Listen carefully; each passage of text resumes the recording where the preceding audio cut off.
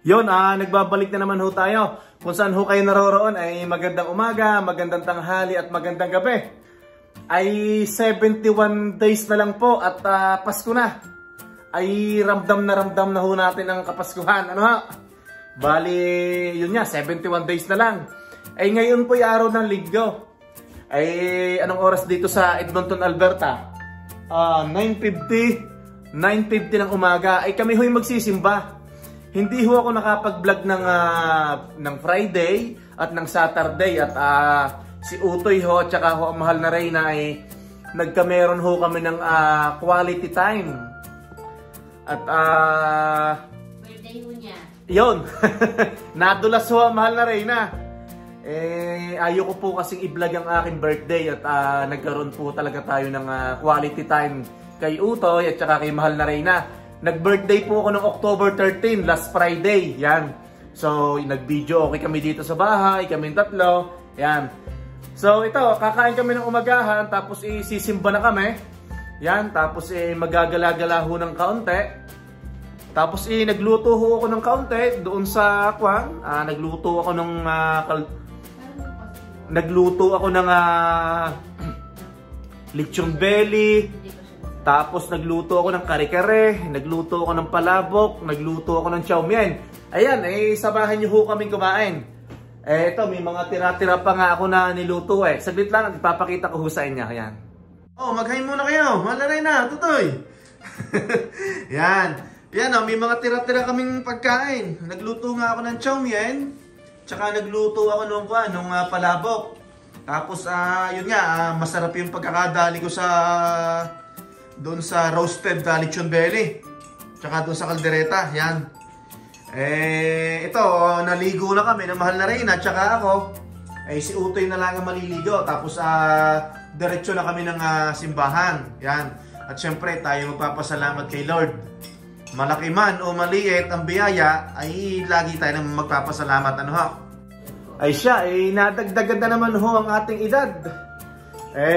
Parang palimang beses ko ng birthday ito sa Canada, ano ho? Nadagdagan na naman ho ang ating edad. Salamat Canada, salamat Lord. At talagang kahit ngayon ay malakas pa rin ang ating katawan, ano ho? Siyempre, hindi ho naman natin masasabi na lagi tayo malakas.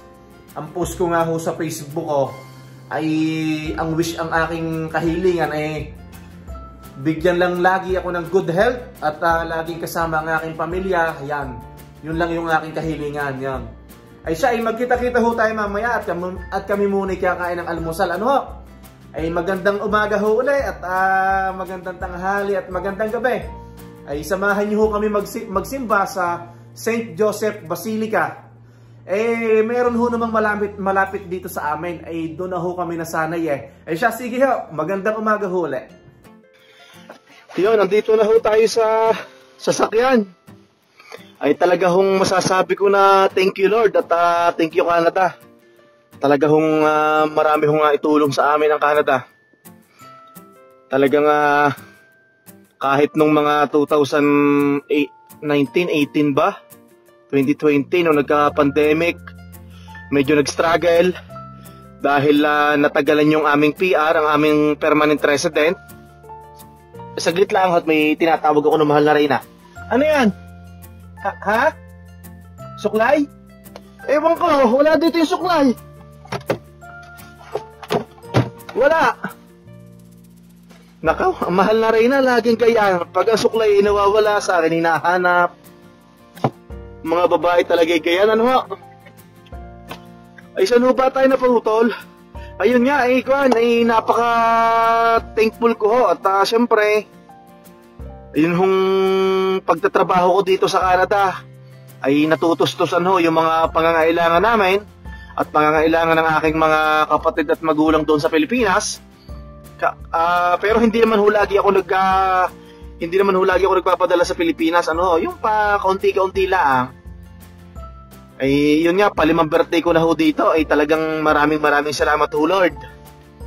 Talagang ang wish ko lang talaga, yung kagaya na sabi ko kanina, bigyan lang po ako ng good health at sana'y laging kapiling ang aking pamilya. Yun lang po, wala na po akong ibang mahihiling pa. Siyempre, pag wala pong good health, hindi po natin magagampanan ang ating mga tungkulin sa buhay, ano? Tsaka siyempre, salamat Canada. Talagang ang laki ho ng naging tulong sa amin. Yun nga, yung nabanggit ko kanina, mga struggle dati, nung hindi pa kami PR. Talagang kwan. Tapos lalo pang naudlot dahil sa pandemic. Nako. Pero, hindi ko alam kung nabanggit ko na sa inyo to. Noon hong nagka-pandemic, na-lay off kami ng 4 months.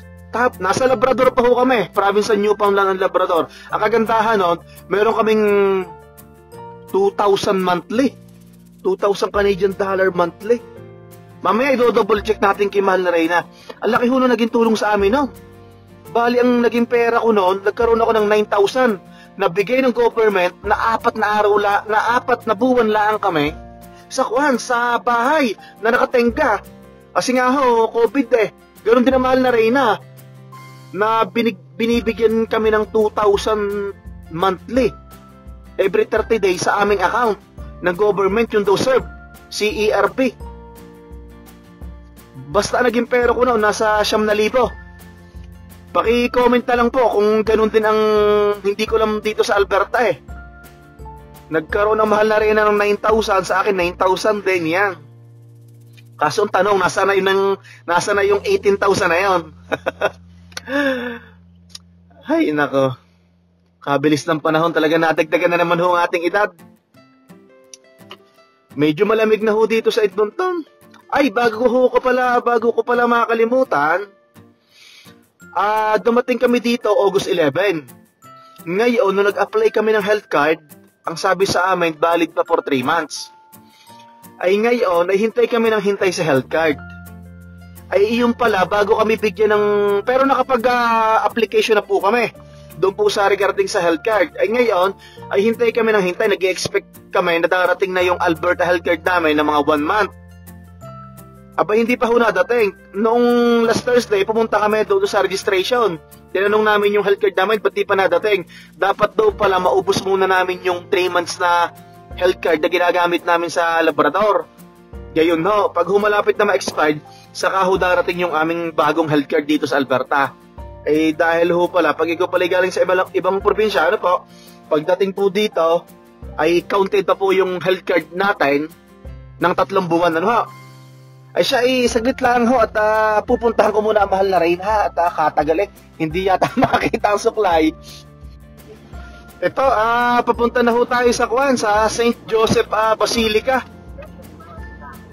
Asawa ko kanina may nabanggit ako sa kanila yung regarding doon sa serve. Yung parang natanggap yata natin ng within 4 months, no? Na wala ho kaming trabaho. Magkano ngayon? 2,000 monthly, tama ba? Tapos nakatanggap tayo ng parang nasa 9,000, no? Sa'yo 8, sa akin nasa 9. 8 ba sa akin? Tig 8. Yon, pasensya na po kanina. Sabi ko yung 9,000, ano po? Ay naklaro na natin kay Mahal na Reyna. Natig 8,000 po. Ano? Bali 16,000. Yan. Bali nung pumutok ho yung COVID, nung wala ho kaming trabaho sa Labrador City, na-lay off po kami ng 4 months. Pero tawag doon, hindi layoff hindi kasi sarado lahat, di ba? Sarado lahat. Sarado yung mga restaurant, shutdown lahat. Pero nung tayo, nag-expect tayo na malaki yung ibabalik natin sa government, pero hindi naman pala. Kami ho noon, syempre, bago ho noon kami bago pa lang dati tayo sa Canada. Ay hindi, naka 2 years na. 1.5. Oo. Ay nag-i-expect kami, ang sabi-sabi ho ng mga kaibigan, yung matatagal na, naku, binibigyan pala kayo ng ganyang kalaki ng Canada ika, papatayin kayo sa tax pag nag-tax refund, kukunin uli yan sa inyo. Noon hong the end of the year, hindi ho naman. Ang siningil ho lang sa akin ay parang masa 900, 800 yung aming naging binayaran ho. Pero ho kahit pa paano, kaya nga nasasabi ko ho, ay thanks Canada. Ito pa 5 birthday ko na sa Canada. Thank you Lord at talagang malakas pa rin tayo. Ay siya, tinutumbok na ho natin ang ano pa ito, 107? 107 Avenue, papuntang St. Joseph Basilica, ay tayo'y magsisimba at talagang magpapasalamat. Maliit man o malaki, ay maraming salamat ho sa itaas. Bali, 10:30 ang umpisa ng Mass. Nako, late na tayo. Medyo late na nga.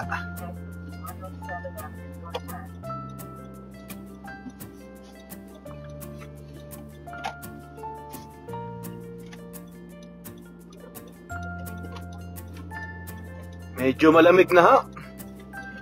Malamig na ho dito sa Edmonton, Alberta. Pero humihirit pa rin ho si Haring Araw, ano? Mainit, pero malamig ang...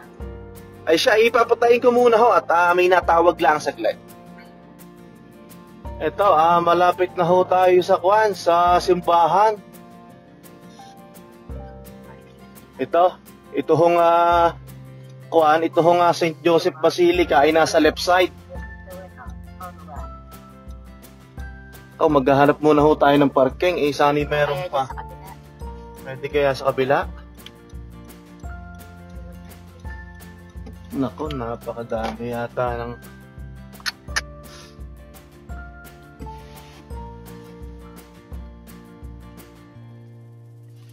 Ito lang ho ang mahirap. Medyo maliit ang parking dito. Lalo na ho kung truck ang aking dala, medyo mahirap i-park. Napakahaba ng puwet.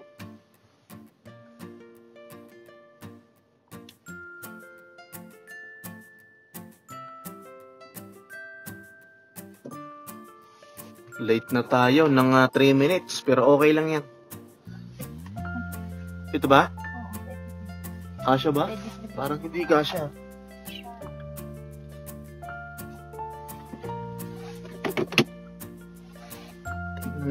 Tingnan natin kung kuwan. Oops.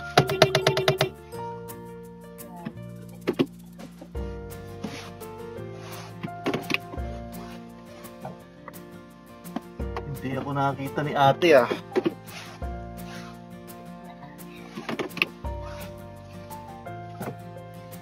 Malulo mo. Kailan hindi ba madadali ang truck? Kasulo kasi araw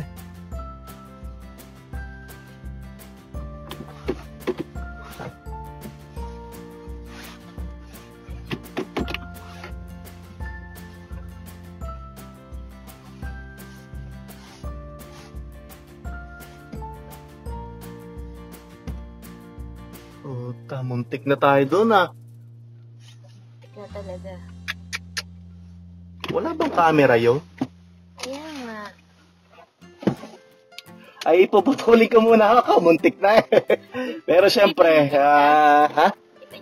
baka kita niya. Ayan, maraming salamat ho. Kami muna po ipupunta na simbahan. Medyo kinabahan ho ako daw. Yan, pupunta na ho tayo sa simbahan.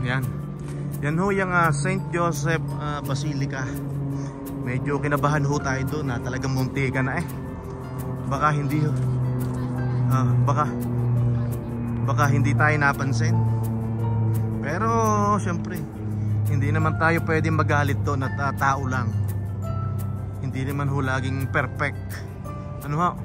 Ay siya, hindi na ho ako makakapag-video hindi na ho ako makakapag-video sa loob at narito tayo sa sagradong lugar. Ay siya, kita-kita ho tayo mamaya.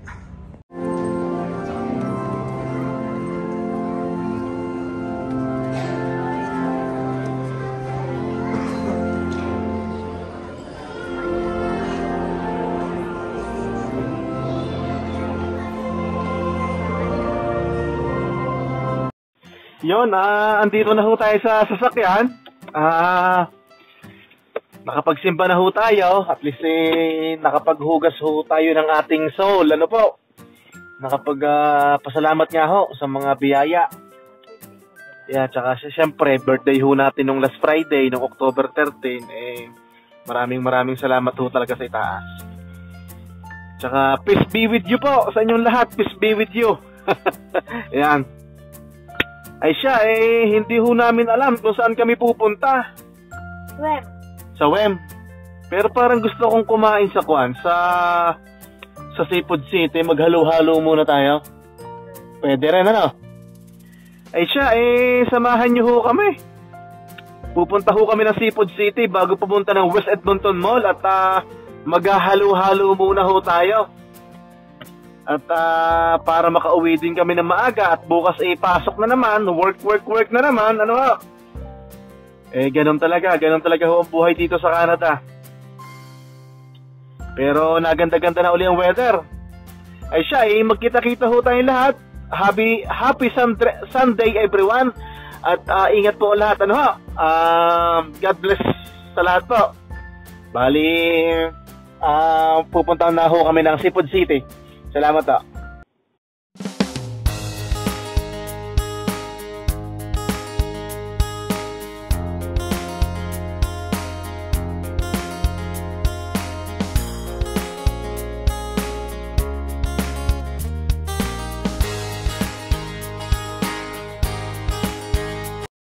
Eto, malapit na ho kami dito sa sa Seafood City. Yan. Meron tayong dashcam, no? Oo. Bayo. Sige, bibili tayo ng dashcam pag Seafood City. Yan, maghahalo-halo muna kami. Ay, kanina nga pala sinasabi ko sa kanila yung health card natin. Di ba sabi ko, matagal na tayo naghihintay ng release ng health card. Yung pala, hindi pa nila i-release hanggat hindi pa na-expired yung ating... Hindi.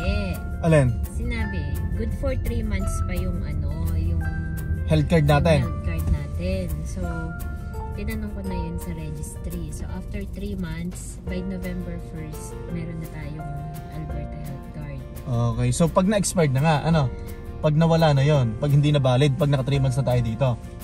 Hindi, actually, okay pa naman yung kay Ken, okay pa 2028 pa. Yun lang yung maximum allowed nila na dahil galing tayong ibang province. Okay. Pero nakapag-application na po kami ng health card. Nakapag-apply na. Nakapag-apply na po kami. So, hihintayin na lang po namin.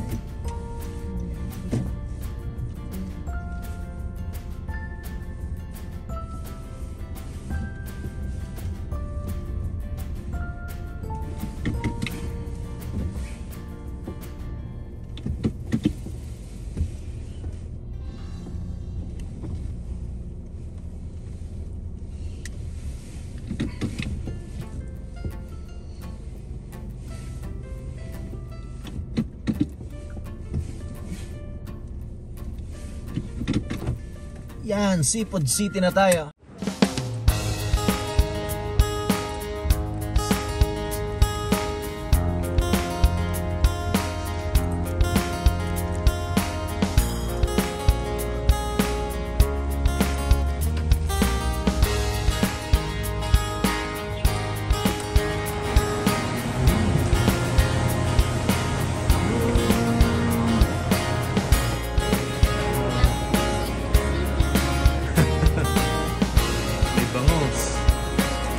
Parang tamban ito.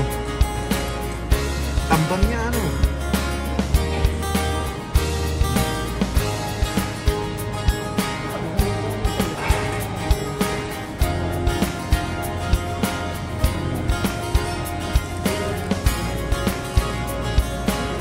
Kasi, panos. Kulingan, tambang.